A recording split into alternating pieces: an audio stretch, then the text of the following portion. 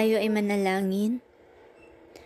Tunay na nagagalak kami, Panginoon, sa iyong pangunguna sa aming pagdiriwang ng ika-109 na anibersaryo ng pagkatatag ng aming iglesia. Salamat, O Diyos, sapagkat sinamahan mo kami sa aming paglalakbay. Salamat sa biyaya ng iyong mga salita na aming tangkulan at gabay sa pamumuhay sa araw-araw. Aming dalangin na nawa ay patuloy mo kaming gabayan at samahan sa panibagong bukas na aming kakaharapin.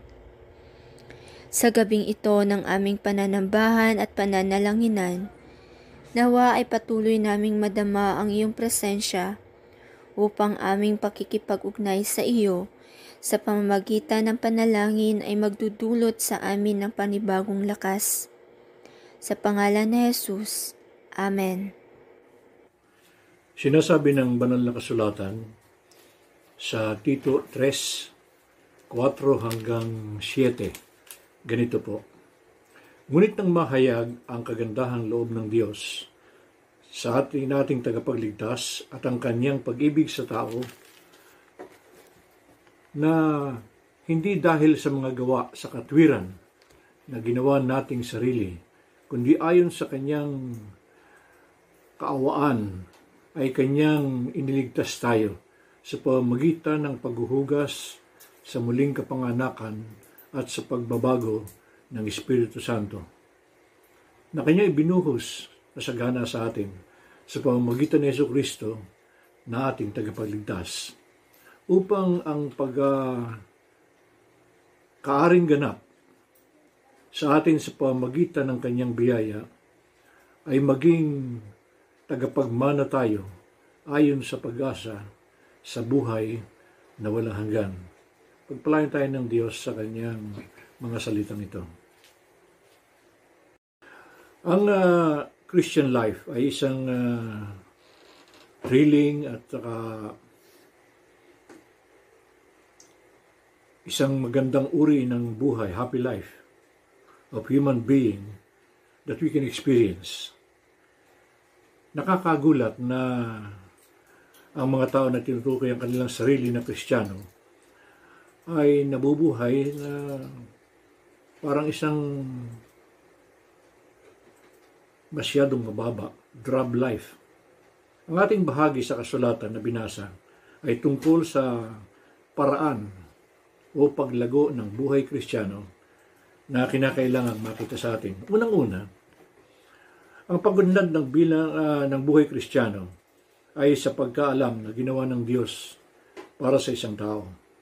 Ito ay galing sa pag-ibig at biyaya ng Diyos na di natin matatanggap bilang kabayaran kundi sa pamamagitan ng pananampalataya.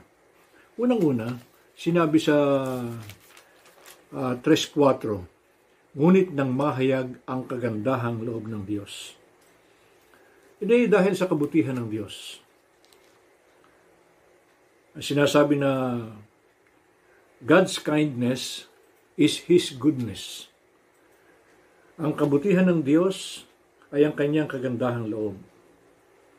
Ibig sabihin noon ay ang pagiging handa at gusto niya na ibigay sa atin ang ating kailangan.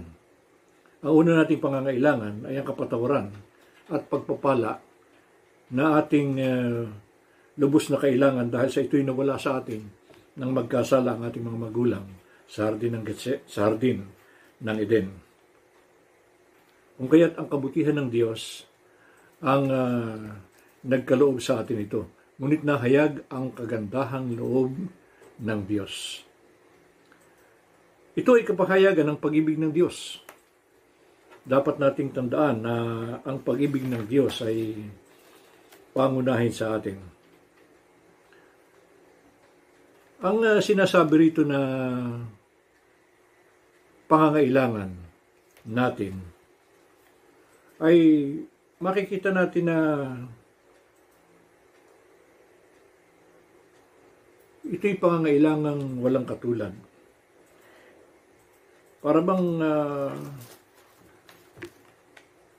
binibigay na pagpapala ng hari sa kanyang mga nasasakupan. kahabagan na kinakailangan natin para sa atin. Nasabi rito sa ating tagapagligtas, kanyang pag-ibig at ang kanyang pag-ibig sa tao. Ito ang kahabagan ng Diyos. Pag-ibig ng Diyos pagkatapos ang kanyang kahabagan.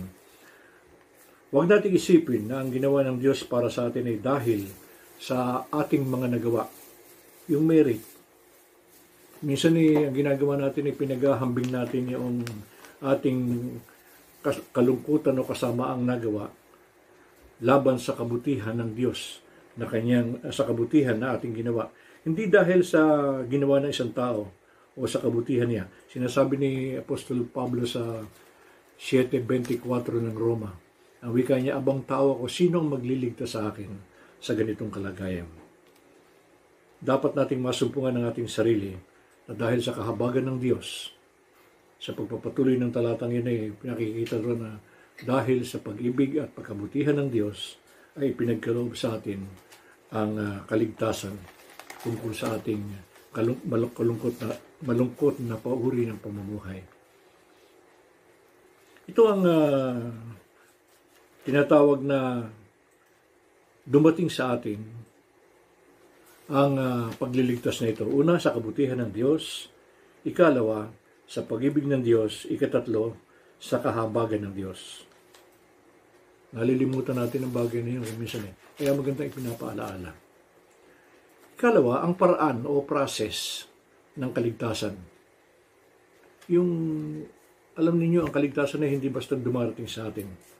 Ito ay naihahatid sa atin sa pamamagitan ng mga antas-antas na uri ng pagbibigay sa atin. Una, sa pamamagitan ng paglilinis sa atin. Ang wika sa talatang 5. Tingnan ninyo ha.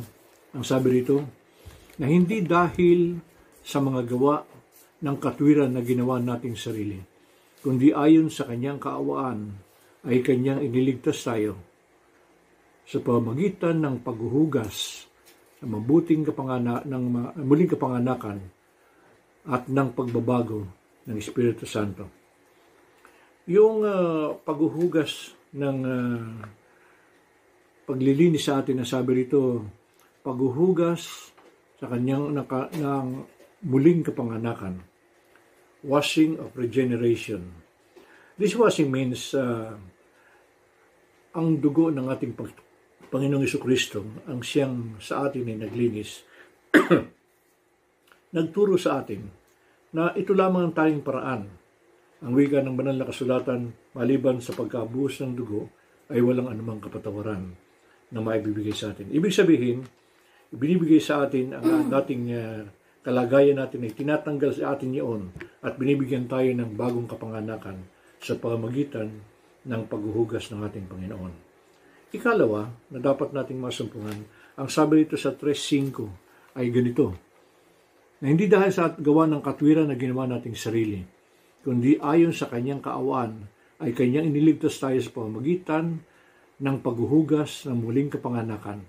Yun sa pamamagitan ng dugo ng Panginoon Hesus. At ikalawa, at ng pagbabago sa Espiritu Santo.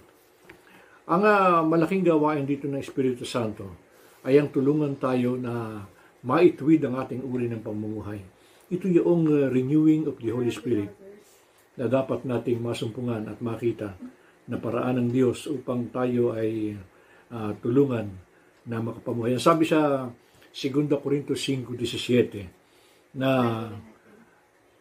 ang gawa ng Espiritu Santo sa pamamagitan ng ating Panginoong Jesucristo, ang siyang sa atin ay kumikilos at naglilinis at nagbabago sa atin, nagbibigay ng bagong uri ng pamumuhay sa atin, nagiging bagong nilalang tayo.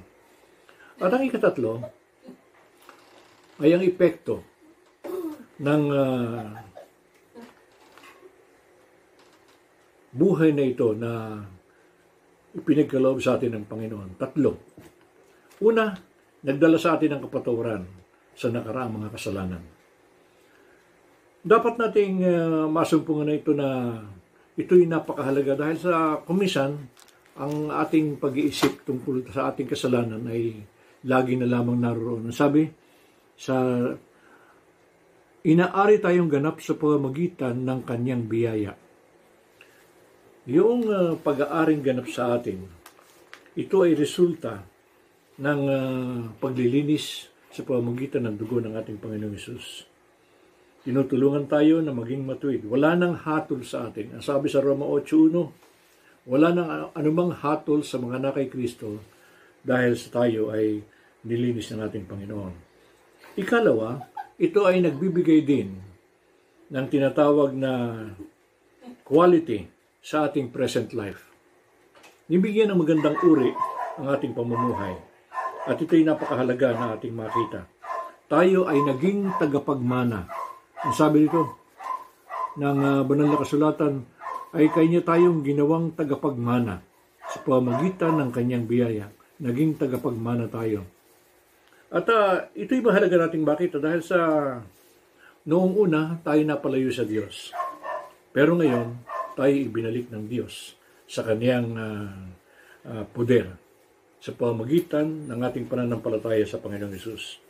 Nagdala sa atin ng kapatawaran, tinanggal yan sa atin, binigyan tayo ng isang maayos na uri ng pamumuhay sa kasalukuyan. At ikatatlo, nagbigay sa atin ng tinatawag na pag-asa sa hinaharap. Ang sabi dito sa banal na kasulatan, upang sa pag-aaring ganap sa atin sa pamamagitan ng kanyang biyaya ay maging tagapagmana tayo ayon sa pag-asa sa buhay na walang hanggan. Ibig sabihin, ang ating buhay hindi lamang dito. Kala natin hindi na napatawad tayo sa ating kasalanan. Okay, napatawad tayo. Ikalawa, binigyan tayo ng uri ng magandang pamumuhay sa kasalukuyan dahil sa alam natin tayo tagapagmana ng buhay na walang hanggan. At ikatatlo, yung pag-asa natin sa buhay na walang hanggan ay nasa sa atin. Ipinagkaloob sa atin yon. At ito ang pinakamagandang resulta ng ating pananampalataya. Makikita natin, una, dahil sa malaking pag-ibig ng Diyos at sa kanyang kahabagan sa atin, tayo niligtas. Ikalawa, tayo ay binigyan ng tinatawag na mga hakbangin. Nilinis tayo sa pamamagitan ng dugo ng Panginoon at ang Espiritu Santo ay gumawa sa atin, sa ating mga buhay, gaya na sinasabi sa Roma 5, sa ikalawang Korinto 5:17, na tayo na mga dating buhay natin ay wala na, nagsilipas na, at tayo ay naging mga bago. At ikatatlo, ang resulta nito ay ang pagkakaloob sa atin ng buhay na walang hanggan pagkatapos na tayo ay maging matuwid sa harapan niya at naging tagapagmana. Ang buhay Kristiyano ay nagsimula dahil sa pag-ibig ng Diyos sa atin. Kaya't ang Pasko ay muling dumarating sa atin bilang pag-aalaala dahil sa pag-ibig ng Diyos. Ibinalik tayo sa pamilya ng Diyos. Ito'y mahalaga nating makita dahil sa napalayo tayo sa ating kaugnayan sa Diyos dahil sa pagkakasala. Pero ibinalik tayo sa pamamagitan ng pagkamatay ng ating Panginoong Hesus sa krus ng Kalbaryo at ating sinampalatayanan niyon. Dahil doon nahugasan tayo sa ating mga kasalanan at ang Panginoon ay naging ating tagapagligtas. Tayo ay naging mga anak dahil sa kasaganaan ng pag-ibig ng Diyos na ipinahayag niya sa pamamagitan ng kamatayan ng ating Panginoong Jesucristo. Kung sino man ay nakanig nito na wala pang ng buhay Kristiyano, dapat nating tandaan na hindi tayo magkakaroon ng buhay na walang hanggan unless na ang ating buhay ay talagang isinuko natin at dinala sa Panginoon. Sinasabi ng banal na kasulatan, tayo mga nagsisi at mga bautismo at masusumpungan natin ang kasiyahan ng kaligtasan sa pamamagitan ng ating Panginoong Jesucristo. Ito ay magiging sa inyo, gaya ng nangyari sa amin. At magsisimula ay isang buhay na binago ng Panginoon dahil sa kanyang malaking pag-ibig. Dumako tayo sa sandali ng ating pagpapasalamat at pagdadalanginan. ating purihin at pasalamatan ang Diyos sa matagumpay nating pagdiriwang ng ating anibersaryo, ika-109 na anibersaryo ng ating iglesia ng kanyang pagkatatag.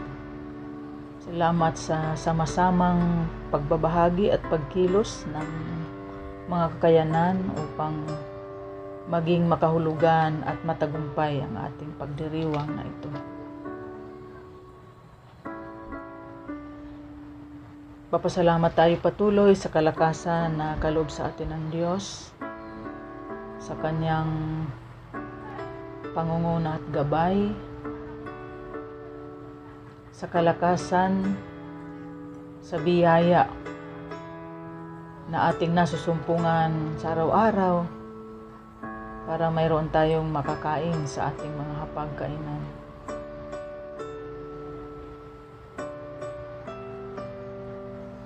Salamat sa Panginoon sa mga nagdiriwang ng kanilang kaarawan. Salamat sa kalakasan at pangunguna ng Diyos upang patuloy nilang matamasa ang kalakasan, at ating dalangin na nawa ay patuloy silang pangunahan ng Panginoon sa panibagong taon ng kanilang buhay.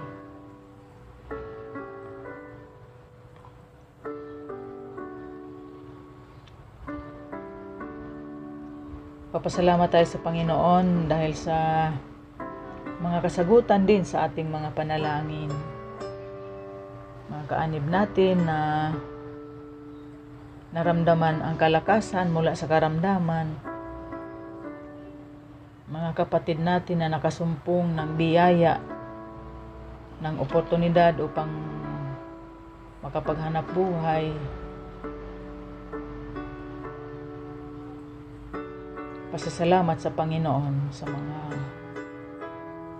biyayang itong dumadating.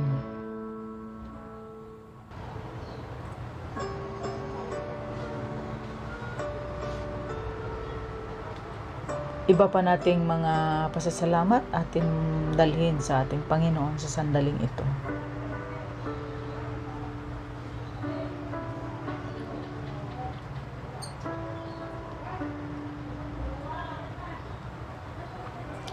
Dumako tayo ngayon sa sandali ng kahilingan, panalangin.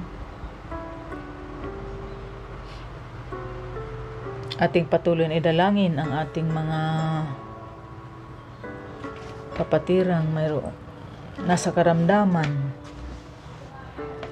Ating idalangin ang sambahayan ng mga Alpaharo, higit sa lahat ang kapatid na Lita Alpaharo, sa kanyang kalalagayang pisikal. Nawa patuloy ang Panginoon na magkakalob sa kanya ng dagdagbang kalakasan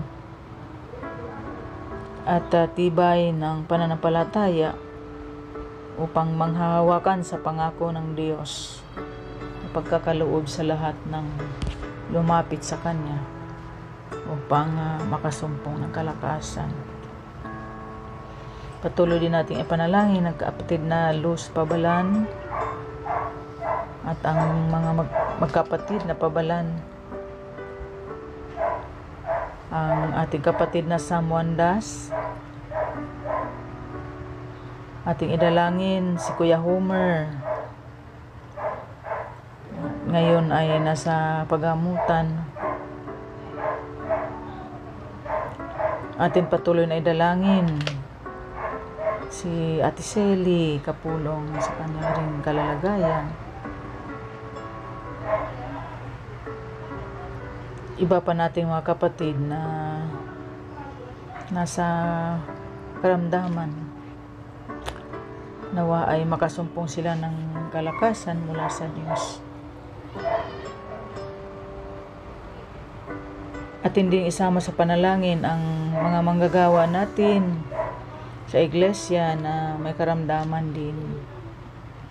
Ating idalangin ang Pastor Enoch Samonte ng Southern Tagalog Conference sa kanyang patuloy na pakikibaka sa buhay. Nawa ay masumpungan ng kanyang buong sambahayan ang pagkilos ng Diyos at pagkalinga sa kanila, lalo tigit kay Pastor Enoch sa kanyang kalalagayang pisikal.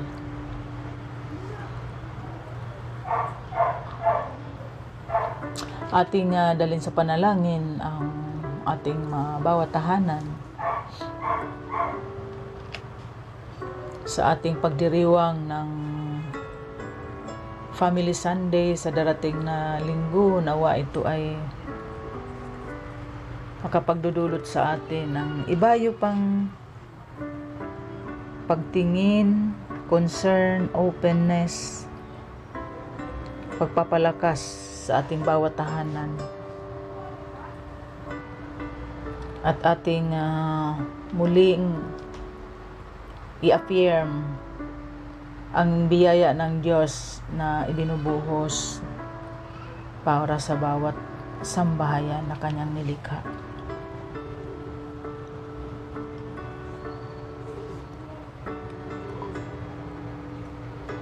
Ating ipanalangin din patuloy ang ating kalalagayan, pangkalusugan sa kabuuan. Nawa ay patuloy tayong palakasin, hindi lamang sa ating pananampalataya, kung hindi sa ating kalusugan. Kasama ang dalangin na ang Diyos ang siyang magbibigay sa atin ng biyaya upang lagi nating mararanasan ang kalakasan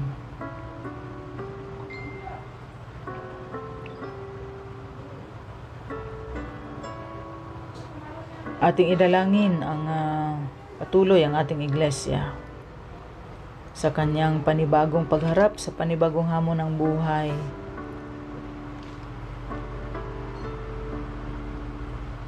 Kasama ang pag-asa na ang Diyos ay laging nangunguna at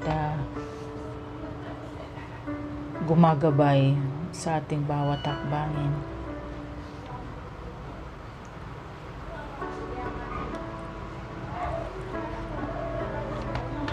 Ating idalangin ang ating mga anak sa kanilang patuloy na pag-aaral,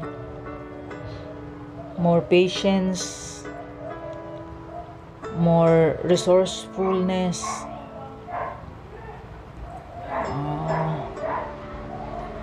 karagdagang wisdom and knowledge na patuloy nilang gagamitin para sa pag-aaral upang habang dahan-dahan nilang ina-adapt ang new normal ng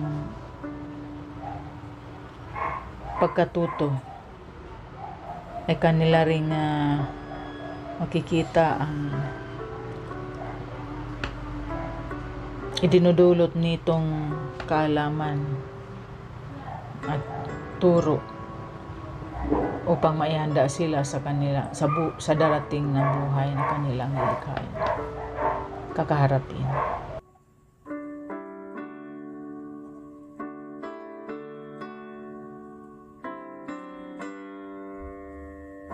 Iba pa nating mga kahilingan atin pong dalhin sa ating Panginoon.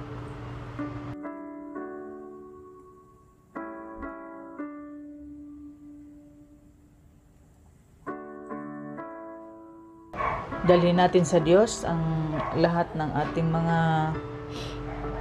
naisin at ilapit sa Kanya. Kasama ang pagtitiwala ng lahat ng ito ay masumpungan natin ang katugunan at biyaya ng Diyos ay pagkaloob sa lahat ng lumalapit sa Kanya. Sa pangalan ni Jesus, Amen.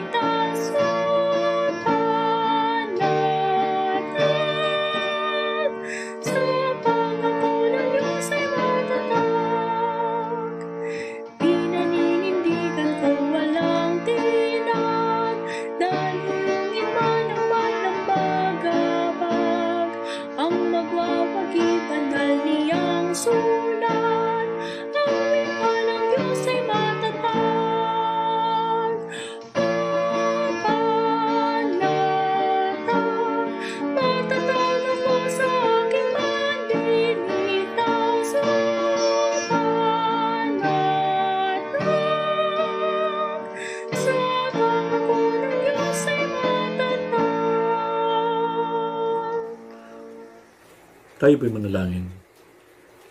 Panginoon namin Diyos, sa mga unang araw na ito ng aming pag-aalala sa pagbalik ng aming Panginoong Jesucristo dito sa sanglibutan, unang kanyang pagparito.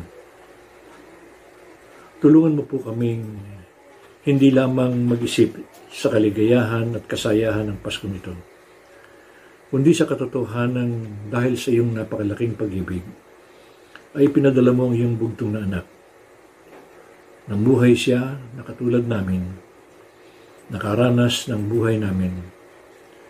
Ngunit sa dakong huli ay binigay ang kanyang sarili upang kami tubusin ng lubos at ibalik sa iyong pamilya, pamilya ng Diyos. Tulungan mo po kami na mabuhay sa mayroong pagkaunawa ng ganito, na ang Kapaskuhan ay hindi lamang isang panahon ng kagalakan, kundi isang panahon ng pagkahayag ng iyong malaking pag-ibig. Tulungan po ninyong tugunan namin ang iyong ginawang ito ng lalo at lalong pagtatalaga sa aming mga buhay bilang mga mananampalataya. Mabuhay kaming naglilingkod sa iyo, na pinararangalan ang aming tagapagligtas, ang aming Panginoong Jesucristo, na sinusunod ang Espiritu Santo sa lahat ng kanyang mga pagkilos sa amin. Gawin mo po, Panginoon, na ang panahong ito ay maging panahon ng lalong pagbubulay-bulay namin sa iyong kabutihan at kagandahang loob. Pagpalain po ninyo ang bawat bahagi ng aming paghahanda, pagtitipon, pagsasama-sama, at bilang mga pamilya, bagong pamilya ng aming Diyos. Ninyo dahil sa inyong malaking pag-ibig, makita ninyong nagmamahalan kami, lumilingap sa mga nangangailangan, nagpapatuloy sa paglilingkod, sumusunod sa iyong nais. Dalangin namin ang iyong pangunguna at pagpapala sa aming iglesia, sa aming mga kapatid sa ibang lugar, sa aming mga kapatid at sa mga tao sa buong sanglibutan. Maranasan ng bawat isa sa amin ang hindi lamang kagalakan dahil sa panahong ito, kundi pagkaunawa na ang aming Panginoong Hesus ay pumarito upang kami iligtas at bigyan ng bagong pag-asa at bagong kaugnayan sa iyo. Ito po ang aming panalangin sa pangalan ng aming Panginoong Hesus. Amen.